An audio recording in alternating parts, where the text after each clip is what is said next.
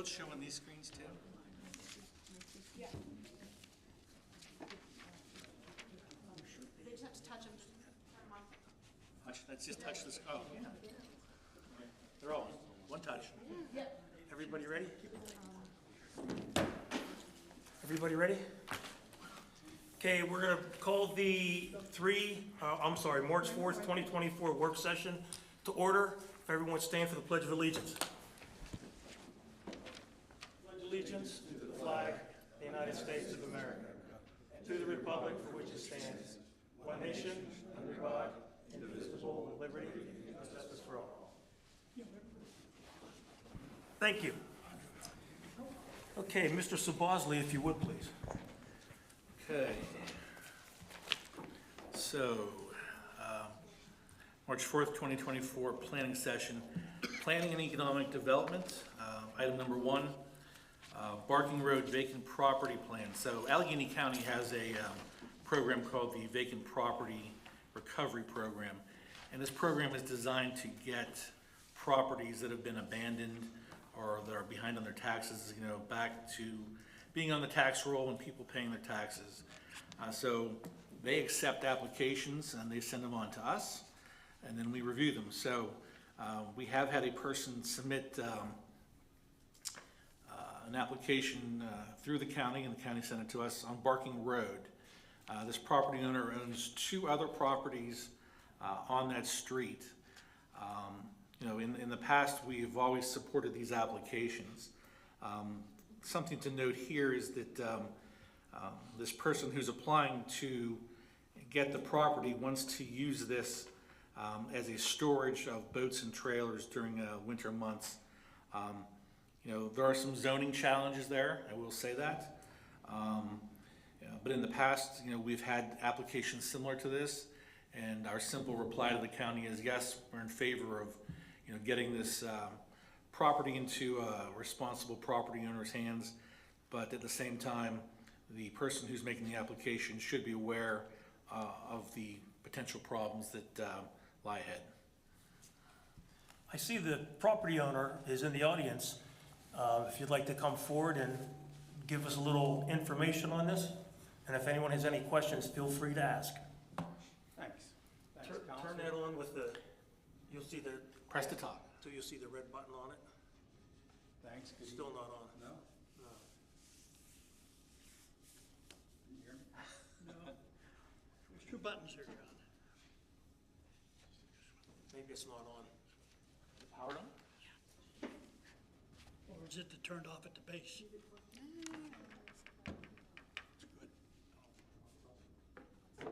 Just make sure the microphone is pushed down into the. Can you hear me? Give it 1 sec to boot up, and then press the yellow button. Power wasn't on.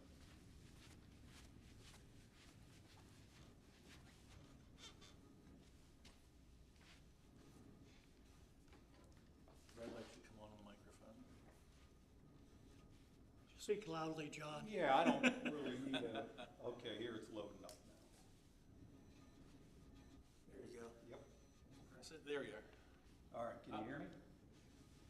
Nope, it's airing up. Connected. Time's almost up. Yep, all right, there you go. All right, thanks. Thanks, everybody. Nice seeing everybody.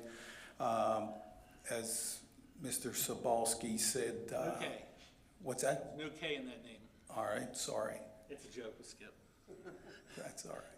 So, as it was mentioned, the county has a program called the Vacant Property Recovery Program. And I own a piece of property down along the river and have a boat dock down there, and we enjoy that property. We enjoy that property for, We can hear. boating and jet skiing and fishing, and it's been a great place. In the summertime, it gets a little crowded, okay? And when you take into account boat trailer, jet ski trailer, friend might bring a boat down, trailer, no really place to walk around. So I've owned the property for over 20 years. Across the street, there's 4 or 5 vacant pieces of property that have been delinquent for 1 million years. we haven't collected any taxes on the property. So I thought, instead of having the trailer of the boat in the parking lot, on my property, I'll just put it over there in the summertime and then be done with it. So the application to the county has been over 2 years, so I was a little shocked that it's come to fruition. Yeah, But because nonetheless- we're still usually there's another year after this. I know, that's what they told me. And this is only the first step. The next step is the county's gotta go through their permitting process, and then we gotta negotiate a price. So, like everybody, they're gonna want this, and I'm gonna wanna pay that. So I doubt that I'm not saying. But this is the first step, and if you guys would grant approval, I would appreciate that. And if you have any questions, I'm here to try and answer any questions that you might have. I have a question. So you're not looking to store multiple people's trailers? You're just No. like yours and maybe a friend, Right. but not over the winter, just for like a day use or? No. And I doubt that maybe in the winter I'd move the boat up there, but maybe not. I'll keep it on my property because I can fence it in. So, that's what we're looking to do. So it's strictly personal use? Yeah. Now, I heard somebody say about zoning, and if I'm not mistaken, that zone, all that barking property down there was zoned residential, multiple use. So somebody said commercial somewhere, I heard that. Yeah, I want to say that, That is the It's case, zoned then general that commercial. changed somewhere along the line, because when I bought the property 20-some years ago. I would say about 8 years ago, probably. Okay, they changed that. Yeah, and you can continue to use your property, there's no No, problem. no, I was just Yeah. surprised that it would, because has anybody ever, I know a few of you have been down to Barking, but if you haven't been to Barking, there's nothing down there. It's like 1 or 2 houses down there, I think. Yeah, so. Any other questions that I could answer, or I'd be more than happy to. No? Okay. All right. Agenda item? Very good. Agenda item. Okay, if I leave? Sure. It'll be voted on next Monday. Pardon me? It'll be voted on next Monday. Oh. So it's okay. gonna be on the agenda for the voting session next Monday? Thank you. You don't need me to attend Monday, do you? No. Only if you want. If you want to, you're always welcome. But this is the meeting that we try to get the questions answered, Thank you. and then we decide to put it on the agenda. So we put it on the If a agenda. question comes up between now and whenever, please give me a call. I'll be more than happy to try and answer any questions that you might have. Someday maybe the borough will get some funds and they can bring some sewers down there, and maybe that can be another Fox Chapel Yacht Club. Hey, Dave, I just have a question. Yeah. What about the delinquent taxes? Yeah, so, we talked about this being the County program. we're 2 years into this and there's another year. So after council votes on this, if council chooses to approve it, the county goes back and they go through a lot of things, but one of the things they do is they work with I think they use the Urban Redevelopment Authority to petition the courts to get rid of the taxes on the property. So, there's no way that you could afford to pay those taxes, right? They're probably, I'm just a poor blue collar. but anyone, and not you as, they haven't been paid how many years? Years and years and years. 25 that I know. Right, so that's sort of the incentive that he's willing to take over that property, but with the caveat that he's gonna negotiate a price with the county, and he's not gonna pay those taxes. But it goes back on the tax rolls and he's paying tax on it going Sure. forward. Right. Sure. And by the way, just a little bit of trivia. Barking is in the Guinness World Book of Records as getting the least amount of sun in the world. So it's not a place to sunbathe down there. All right, thank you all for your time. Thank you, sir. Okay. Go ahead, Dave. Yep, item number 2 is Fox Auto conditional use application. You'll see on your monitor here, it was on your monitor here. If you don't have the drawing in front of you, it's up on the TV. So, Fox Auto has applied for conditional use for the use of vehicle sales at 2822 Golden Mile Highway, You can see that's the very last property in this strip mall. The vacant space was once occupied by John's Auto Parts, in which Fox Auto now wishes to occupy and work on vehicles, sell auto parts and sell used vehicles. And I think the used vehicles would be over here in this little end parking lot. If you remember last month, we had a conditional use hearing for Fox Auto. They testified about what was going to happen. I don't think there was anyone else that was here to testify. Not had any complaints. No. So the Planning Commission has made a recommendation of approval with conditions. Staff recommends the same. There are a few conditions that will be addressed in the conditional use decision, but staff recommends that a resolution adopting the conditional use agreement or decision be put on the agenda for Monday. Any discussion? Questions? Okay, agenda item. Item number 3 is the Perrin-Raschuti lot line revision, and you'll see this picture up on your screen also. We talked about this last month when this lot line revision was accepted as complete. You can see that this is Windy Oaks housing plan. Pin Oak Drive, you can see the blue line around 4 Pin Oak Drive, and you can see that their retaining wall is sort of straight out onto this vacant property right here. This vacant property just recently sold, and they're proposing to build a house here, so they're trying to figure out what to do with this wall that's sort of straight. So with the lot line revision, that wall will come back onto the Perrin property. The Perrins and the Raschutis have agreed to a balanced swap of acreage in order to get this done. So like I said, it was accepted as complete by council last month, and staff is recommending that this be put up for approving the lot line revision on Monday. Any questions? Comments? Okay, agenda item. Item number 4, agricultural security areas. So back in 2020, the borough received a petition to create an agricultural security area here in Plum Boro. Landowners were required to meet certain criteria in order to apply within a certain time. This process is a 6-month process that's very detailed. The guidebook that's issued by the state is probably 50 pages long. Lots of postings, hearings, meetings, etc. So we do have more residents that are interested in this, and we're just sort of bringing this to council's attention. We haven't received a formal application yet, but the applicants were sort of waiting until we talked to council to let them know about this. The one action item that really doesn't need to be done this month, but back in 2020, there was sort of an informal agricultural secure area committee composed of farmers that have to do a final review of that. So, we're going to get this application, we're going to start the process, but probably in the next month or two, council is going to have to appoint said committee. So staff will start looking for the appropriate people, and maybe we'll go back and talk to the people that were on it last time, but it was sort of unofficial last time, and I'd like to have a little more, the approval process to get these people on the committee would be preferable. Okay. So not an agenda item, but just an item for your knowledge there. Does anybody have any comments or questions?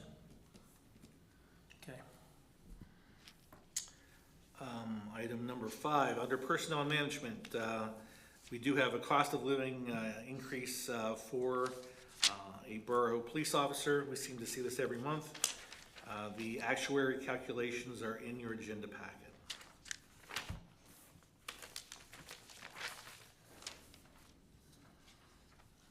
Okay, any questions, comments?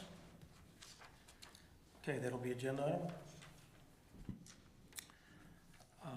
Item number 7, volunteer fire department request for building use for training. So about 2 or 3 weeks ago, Mr. Sims, who's here tonight, Jim and I had met on a different issue, and we started talking about some of the things that were going on with the fire departments and training, and He asked about the schedule for the demolition of our old borough building. I said we are working on getting that out to bid. It's probably something that will happen in April or May. And Jim asked me, would it be possible for the fire departments to use this building prior to demolition for training? So Jim sent me a letter. A copy of that letter is in your packet. Jim, if you want to get up and talk to council about how this would work, and I guess from staff's perspective, what the limitations of the training would be. Oh, so no red light. Anyways, Jim Sims, we've met in the past, Chief of Hardy Park Fire Department. It's hard for us to find an acquired structure. We can actually get in someplace and do some inside training. We had hoped to get into the old shopping center where the new Sheets is going, but Sheets came in like a whirlwind and it was down before we could even put a plan together. So when I heard the plans for the demolition of the previous municipal building, as Mr. Sabosley said, without a K, Very good. Mr. Sabosley said, I talked and I discussed about it. And what the plan would be, either it'd be 2 weeknights or a weeknight and a Saturday morning, we would run some interior evolution drills. There would be no live fire inside the building, so you don't have to worry about that. But it would be things such as we can do, such as wall breach, forcing doors, long hallway hose stretches. We can do large room searches, such as the old council chambers to do large room searches. We can do long hallway searches. So there's a lot of interior skills that we can do. And it would be a organized training event. So we're just not going to go down there and haphazardly run around like a freelancer we want to be. We'd break in groups. We'd have instructors. I already talked to some state fire instructors who are willing to give up their time and come and put these evolutions together. So I'm asking, and I sent the note out to the other chiefs, letting them know I was coming here this evening. I'm asking that we have permission to use the inside of the old municipal building for some training, like I said, with no live fire. It'd all be interior work. So. I like it. Any questions, comments? How long would this? We do 2 nights. Either day, we'd either do like a Wednesday night, 6 to 10, then a Saturday morning, or do a Tuesday night and a Wednesday night. I talked to other chiefs and I think must be best. We're going to be in there 2 nights, or a night, or 8 to 8, maybe an 8 to noon on a Saturday morning. Did the other chiefs show interest? They did. Good. Yes. I received comments back from the other chiefs that said that's a great idea. Hopefully we can do this, because we've always talked at the chiefs meetings about being able to train together, learn together, and practice skills together. So this is a great opportunity, because we don't have that frequency to find an acquired structure that we can use to do as many skills that we can do in the old municipal building. So when you do the training that you're speaking of, the other departments will be able to do Yes, the same training? all four departments will be Okay. there. And the goal was to do 4 evolutions on one evening, 4 evolutions on another evening, so we can rotate within the departments, or rotate or break ourselves up, and we would rotate around. So it'd be all 4 departments present at the time of both training sessions. Is 2 nights enough? Well, I don't know what the schedule is. We might need, because Unity Fire Department and my fire department were successful receiving a federal grant to receive new SCBAs. So we're going to breathing apparatus. So we're going to need some place to go practice and train with our new SCBA. So if the building's still standing, myself and Unity may need to come back and use that building to practice with our new breathing apparatus. Well, if you can give us some dates, I think the best way to do it, we're gonna put it out for demolition. If you can give us some dates, put a couple extra in. Okay. And then we can schedule the demolition after that. So, Great. because this is something that should be done. We appreciate And it. I strongly support that, Absolutely. I think it should be maybe more than 2 even, so Okay. you guys don't jam everything into 2 nights. Well, we appreciate that. So if you can give us, Yeah, I'll 4 or talk to the 5. chiefs, and we'll put a schedule together, and I'll come back to Mr. Sabazi. perfect. Hey, one other question while we're on that building. I know it's going up for demolition. Dave, is there, have we reached out as far as, I know there's not a whole lot down there worth much, but the canopy from the police department, could we use that across the road in any way with any one of our organizations? Cut it in half and drag it over there and put it back together? I mean, it's just a thought. I know that's just the way I think. It just, it So seems, you're not the first person to ask about that. okay. I've had probably 1 or 2 people call me to say, hey, what are you doing with that police canopy? So certainly there's interest in it. So I think we need to evaluate, once, once you take that apart, does it fall apart completely? I don't know, but, certainly as part of our demolition contract, we can sort of have that, or I can even have Public Works take it down, and move it aside, so we'll certainly take a look at that. Yeah, that's the one thing that I thought that maybe we could use across the road for something. And Just we've a been thought. through the interior of the building, and everything's out of there that is usable or that we want. Yeah, there's nothing left. I think in council chambers, there's some filing cabinets, but beyond that, there's nothing. So, yeah, Okay, thanks. give us, Hey, Skip, if I may, in regards to training, please thank Brooke for me. I will. I sent 3 people last weekend. Yeah. They had a great training I exercise. heard they even used some of their stuff. Yeah, one of the instructors, but they had a great training exercise. All 3 of them came back and just raved about the training. So on behalf of my department, please thank her for me. I will. We're having a meeting with Carrie Del Grosso on Thursday up there because they want to try to see if they can get grant money to continue that training for all of our guys. So Yeah, it was great. I'll be in the loop on that. All right, thank you. any other comments or questions? Did we skip staff salary? We talked about That that was in an executive session. Oh, okay. Yeah. Okay, so any comments or questions about the use of the building? Okay, that'll be an agenda item. Item number 8, civil service ordinance changes. So, there's been talk for a few months here, and Chief Conley was here a few months ago where we talked about some of these changes to the civil service ordinance. Last month, council authorized the advertisement of the ordinance. Jessica met with Civil Service Commission and Chief Conley after last council meeting, and they went through these changes. So a lot of these changes, are made to, titles, officers' titles. I think there were references to assistant police chief, and that position is being eliminated. It talks about the application form. It talks about qualifications of the officers. So Civil Service Commission is recommending to council the adoption of this ordinance. It has been advertised and is ready for a vote next. Okay, any questions, comments?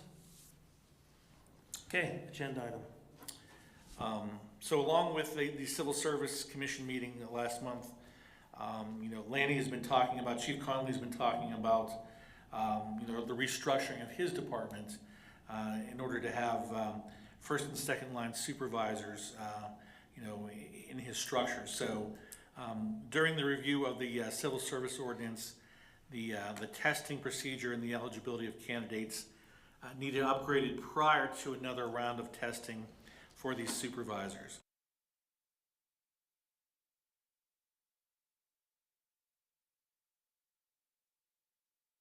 Test, okay, it is working.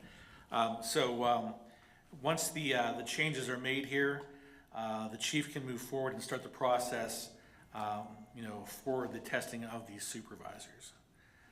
So Jessica, is this an actual action item or just an information item based on the passing of the changed ordinance? We would be authorizing to start the procedure. They allow a study period for the officers and then getting that scheduled. Yep.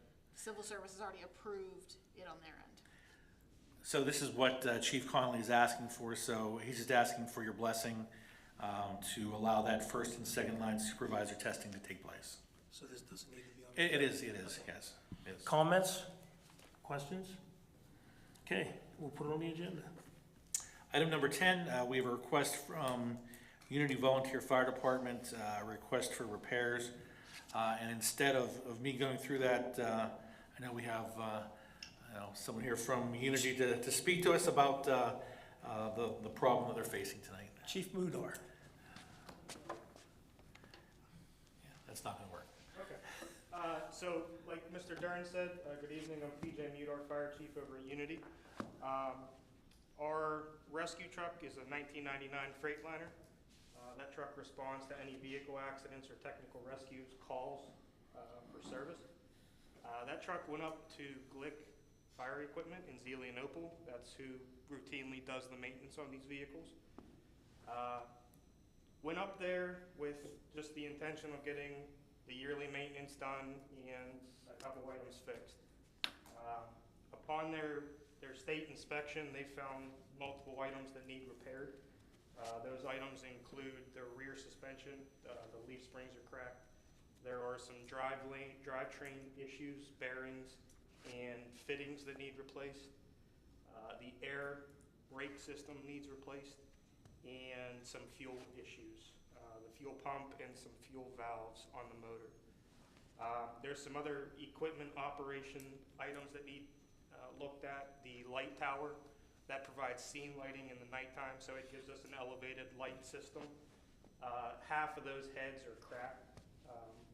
They won't function if we put them up. So there's 4 heads on the light tower. Only 2 of them right now are cleared for operation. The age of that light tower, they don't make those heads anymore, so we have to replace the heads entirely. So all 4, unfortunately. The last issue that's probably the biggest is that body. It's a rescue body, so it has a lot of compartment space. That bolts to the frame.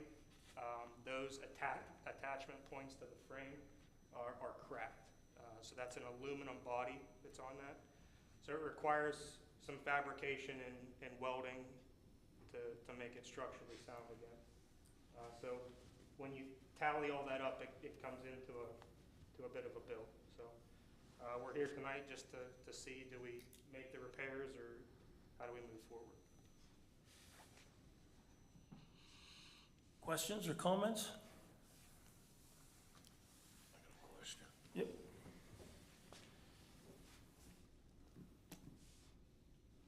Says a 1999 vehicle. Yes, sir. Okay. What, these problems didn't just surface all at once? No, it's difficult to say. I mean, last year it went to the same facility and cleared state inspection with none of this. So we're a little surprised. You know, we don't, they didn't have an answer when we said, was this present last year? They said no. So I'm taking their word that yes, this kind of sprung at the same time. Obviously cheaper to fix it than to buy a new one, right? Yeah, so the current market now, it's a little elevated as with everything. So not only with cost, but lead time. What times? Lead. It can vary. So what did you? What was the first thing you said after the Lead time. lead? Lead time. Okay. Fabrication and delivery. Did you have any conversation with them about if we put the money into it, that it's worth putting the money into this? We did, because my next question to them is, well, looking at it, is there stuff that you saw that wouldn't necessarily make the list now, but could 12 months from now? You know, they said there's nothing major or nothing else on their list. This list encompasses making the truck safe again. So being in 1999, I wish I had the magic ball to tell you no. No, I understand that, but I mean, you can't give me an opinion on it. They're the professionals that are fixing it, so I would think that they would be able to understand, looking at it, putting this amount of repair into it, that it's worth doing, number one, and number two, that, you know, the motor's not ready to go, or the transmission's ready to fall out of it, or the front axle's gonna fall. You know, the major things. I understand yearly maintenance, you're gonna have issues. But I mean, you know, the amount of the bill this time is pretty major. It is. Yeah. They didn't have any immediate concerns. What What's the model? What do they gauge wear and tear? Is it on hours on a piece of equipment like that or miles? It's a combination of both.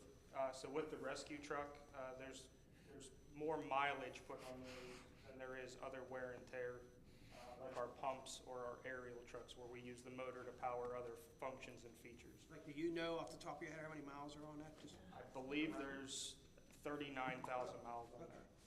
yeah, that answers my question. What's the frequency of use? Around 39,000 miles. Frequency of use? That's our second busiest piece of apparatus. So next to EMS calls, that goes on every car accident or, like I said, technical rescue call that we have. Thank you.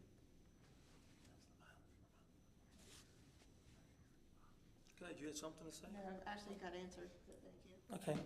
All right, any other comments, questions? Okay, we'll put it on the agenda. Thank you, Chief. Appreciate it.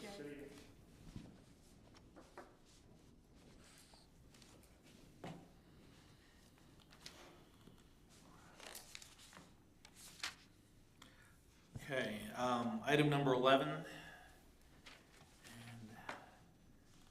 trying to get this up in front of you here. PBSA request to improve borough-owned property. So as of 2022, any person or entity wishing to make improvements to borough-owned property needs to fill out an application asking council to approve, these proposed improvements. PBSA is they are requesting improvements to the Plum Creek fields. The Recreation Committee of Council met last week. Skip is the chair of that committee. Mike Devine from the PBSA did attend to talk about this issue. And you can see on the TVs there, or possibly the screens in front of you, what PBSA is requesting.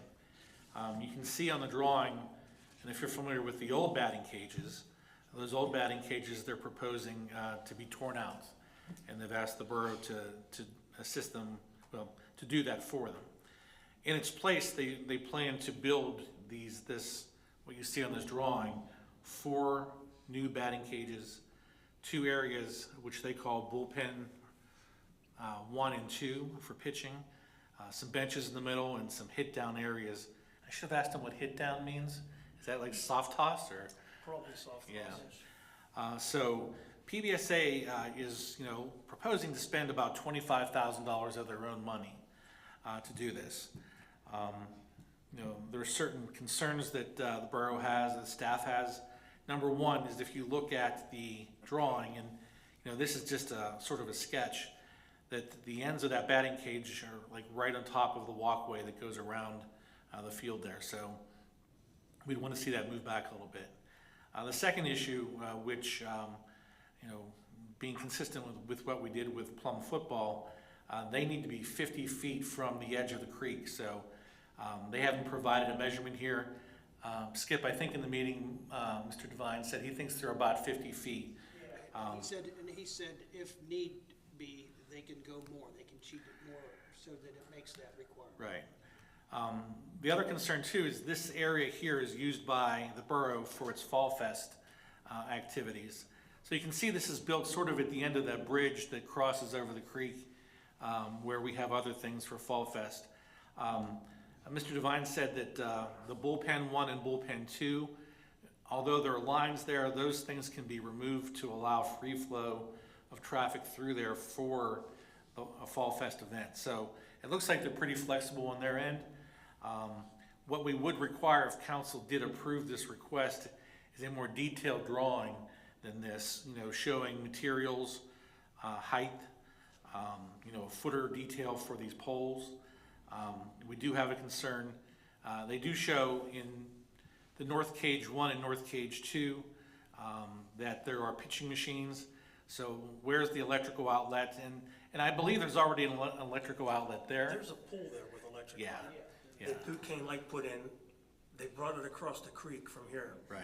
And that's there because that powered up that shed that used to be there. Yep. That did some electrical work. Yep. But certainly the biggest concern, is the location of this in a flood area. We just want to make sure that everyone's aware of that. And, certainly the borough has abandoned, fields 2 and 4 down there just because of, rising waters that run through there. But certainly from their perspective, it's a big improvement. It provides more room, more batting cage area for the PBSA. This is how it's designed to work. They make the application to us and council looks at it. And, if council should approve it, staff will continue to work with PBSA to get this done. I think Mike said that their opening day is like April 27th-ish.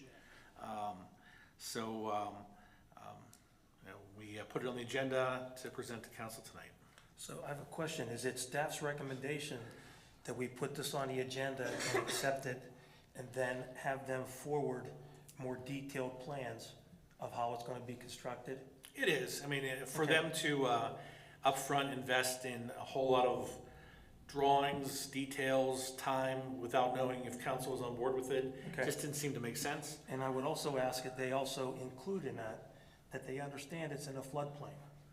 Yeah, That it's, we discussed I that. want that in there, that they understand it's in the floodplain. Any other questions or comments? I just have a question. Skippy, did he talk to you about that fence that needs to be taller?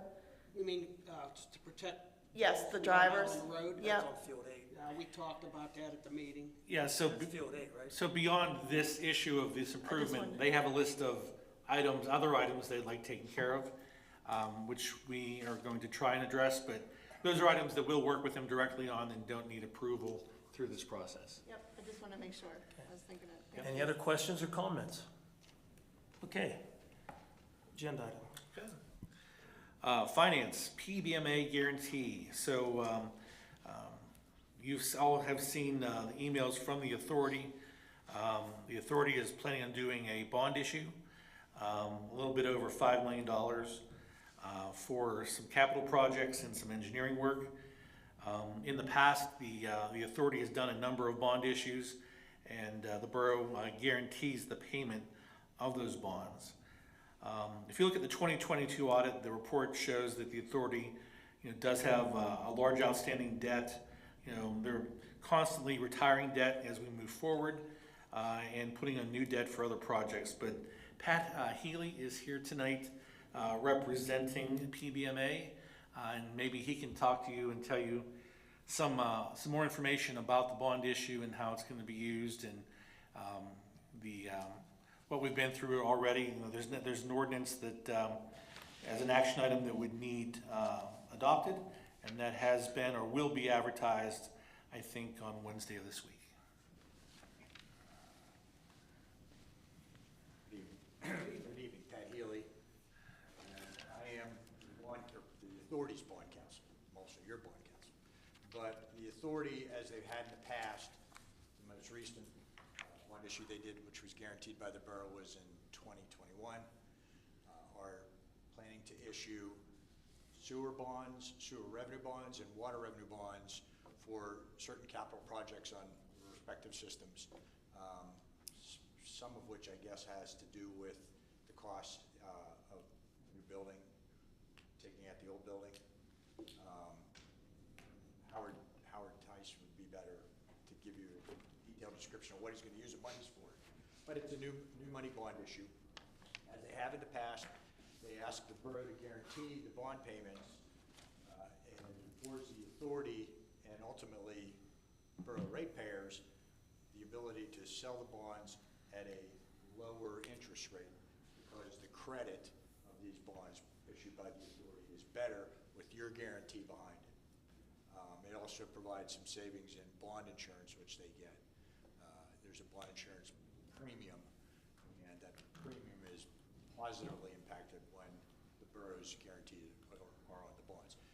It's a guarantee that should the authority not pay, the borough would step in and pay the regularly scheduled payments of debt service on these bonds. This is 24A is the water bonds, and the 24B would be the sewer bonds.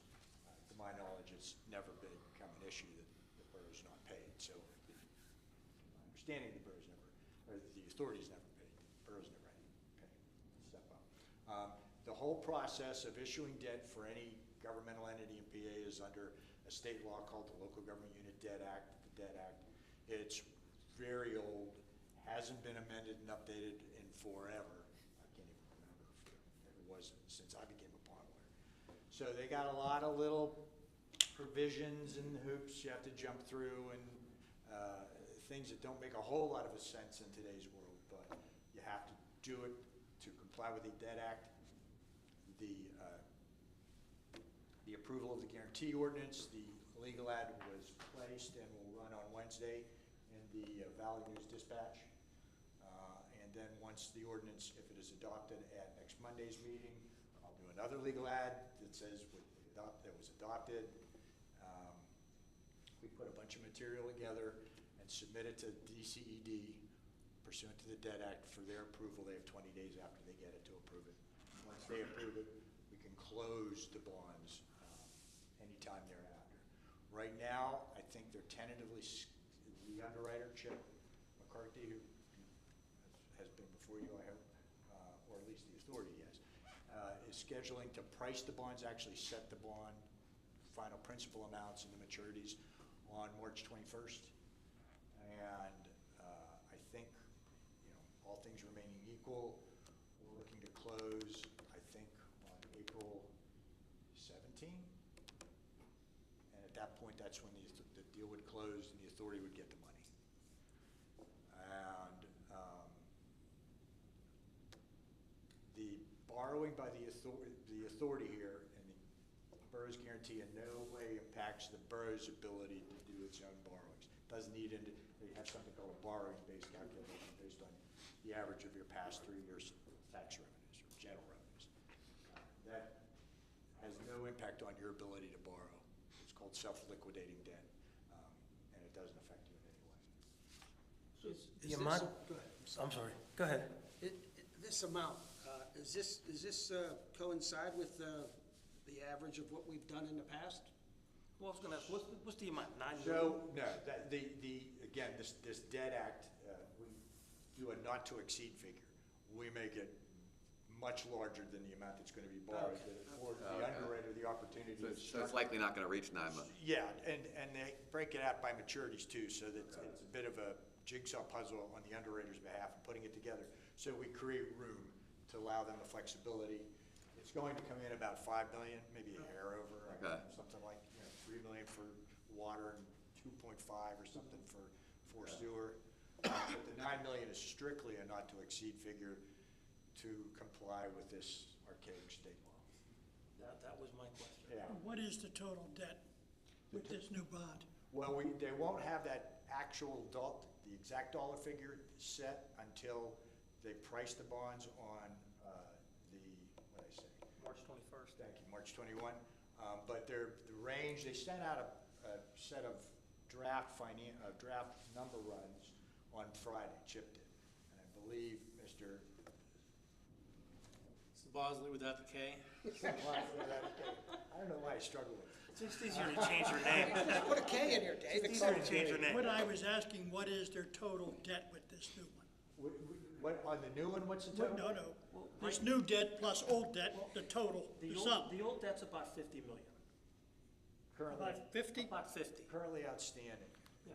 It's about like 47, 48, somewhere around in there. And this is good. This is going to be less than 9, probably about 5. So Correct. It'll be about 55 Over million. 50. I think the authority did retire at the end of '23. There was some retirement of debt there also. So it's not the old plus this, it's the old plus this minus what was retired at the end of last year. Some has fallen away, that is correct. And a lot of the bond issues done in the past were refunding, so they took out older debt with newer debt, but got rid of the older debt, just like you'd refinance a house. This particular one is gonna come in about 5 million.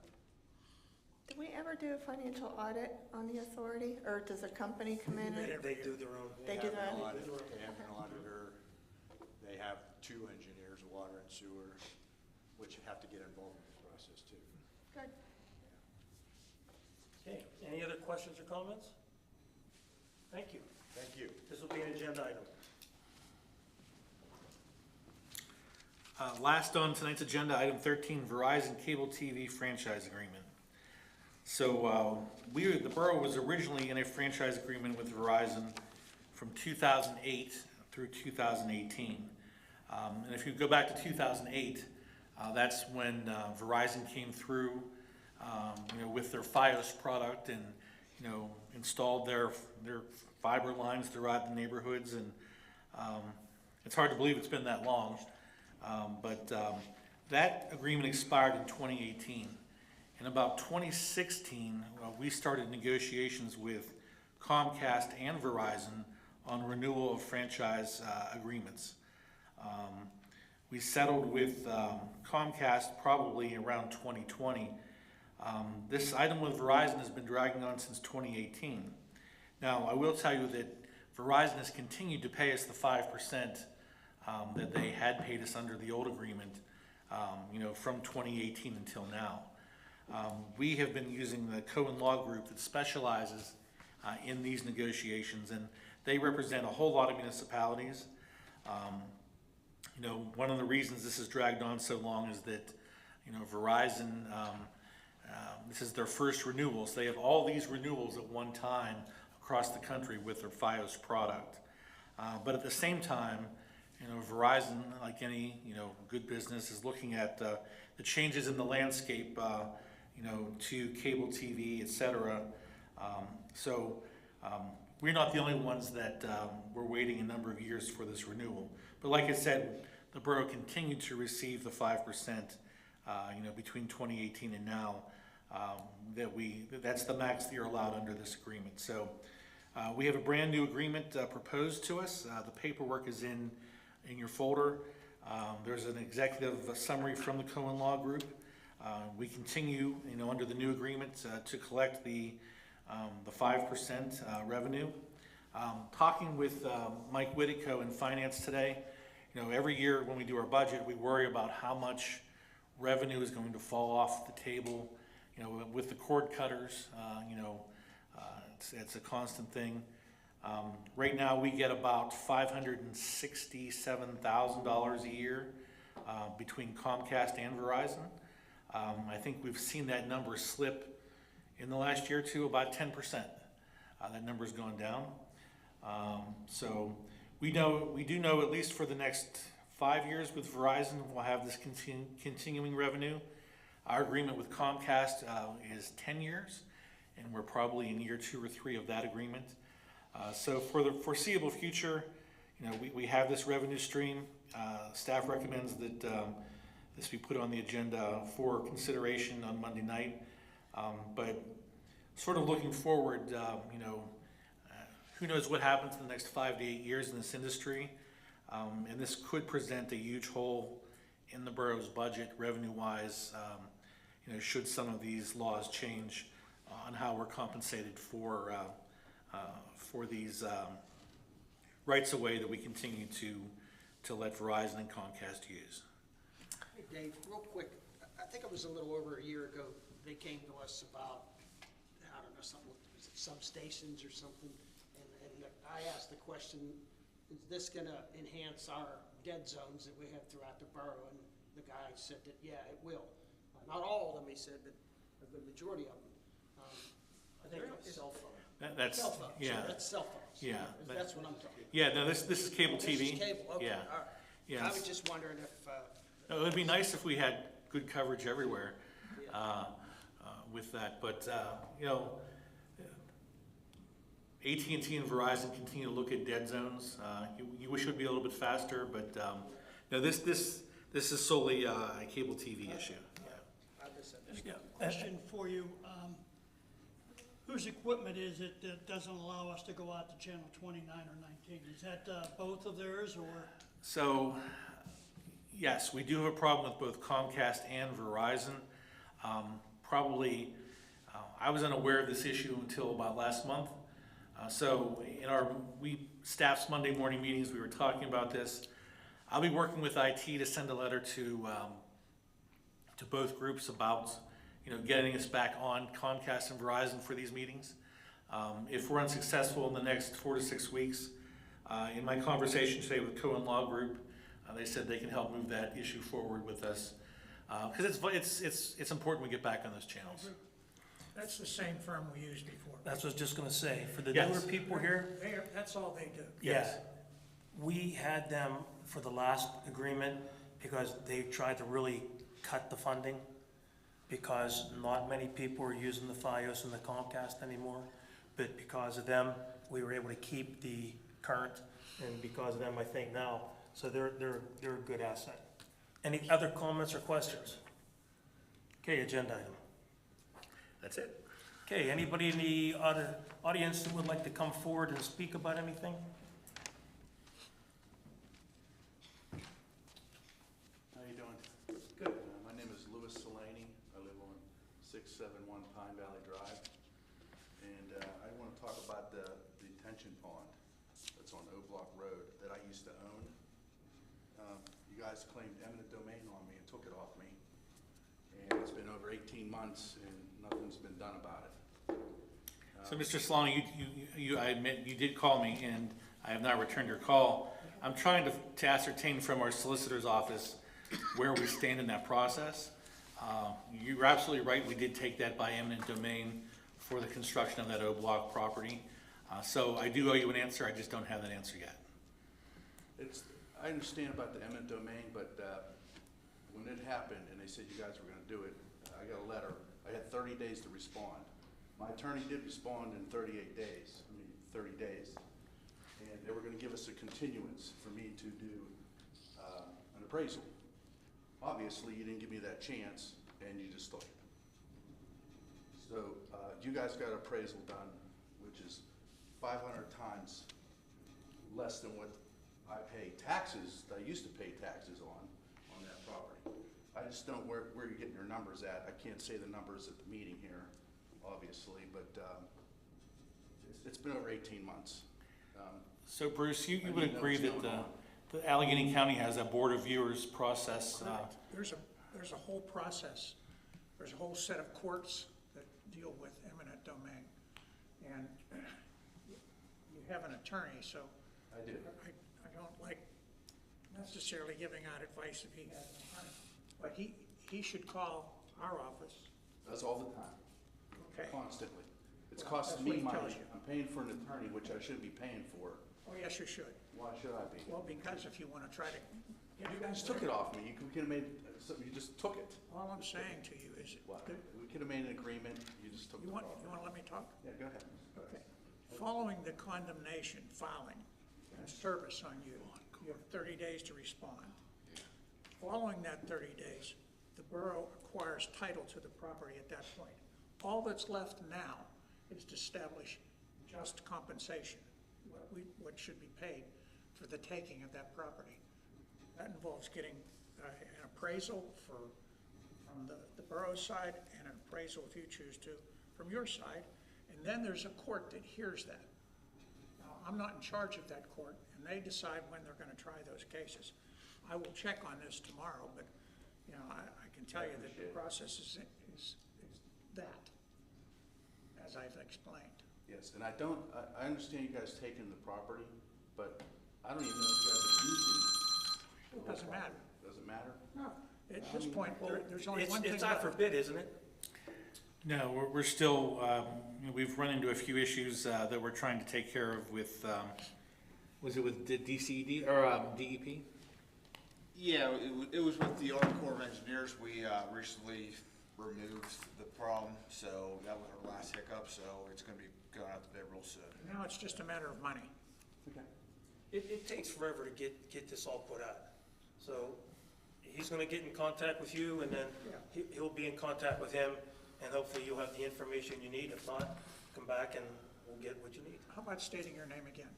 Louis, Louis, Solani, CELANI, Junior. And what's your phone number, if you don't mind? 724-591-1289.